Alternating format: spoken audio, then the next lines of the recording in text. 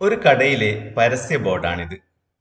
ഈ കടയിലെത്തിയ രാമു വാങ്ങിയ സാധനങ്ങളും അവയുടെ യഥാർത്ഥ വിലയുമാണ് ഈ പട്ടികയിലുള്ളത്. രാമുവിന് കിട്ടിയ ആകെ കിഴിവ് എത്രയായിരിക്കും?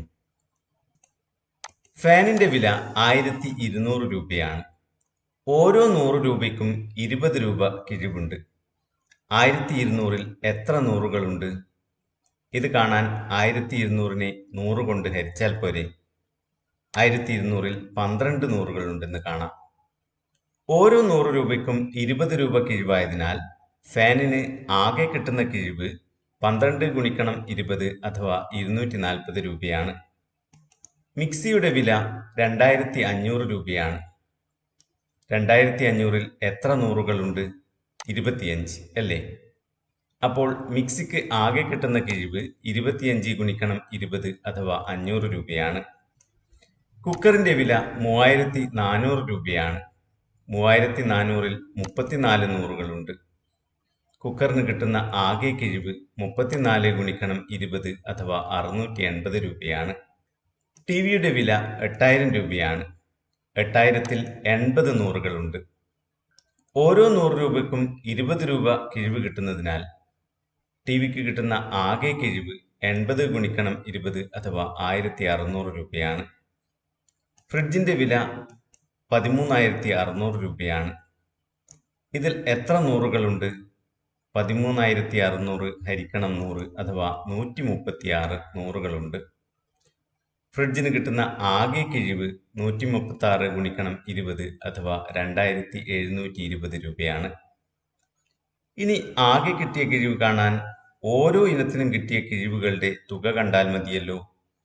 അതായത് രാമുവിന് ആകെ കിട്ടിയ കിഴിവ് 240 പ്ലസ് 500 പ്ലസ് 680 പ്ലസ് 1600 പ്ലസ് 2720 അഥവാ 5740 രൂപയാണ്.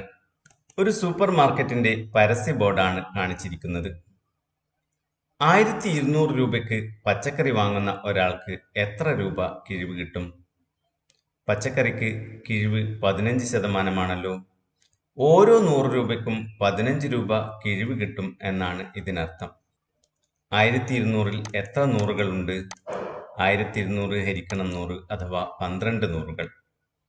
ഓരോ 100 രൂപയ്ക്കും 15 രൂപ കിഴിവ് കിട്ടുന്നതിനാൽ ആകെ കിഴിവ് 12 ഗുണിക്കണം 15 അഥവാ 1200/100 ഗുണിക്കണം 15 ആണ്.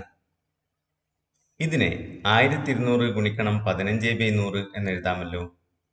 അതായത് 1200-ന്റെ 15/100 ഭാഗമാണ് കിഴിവ്.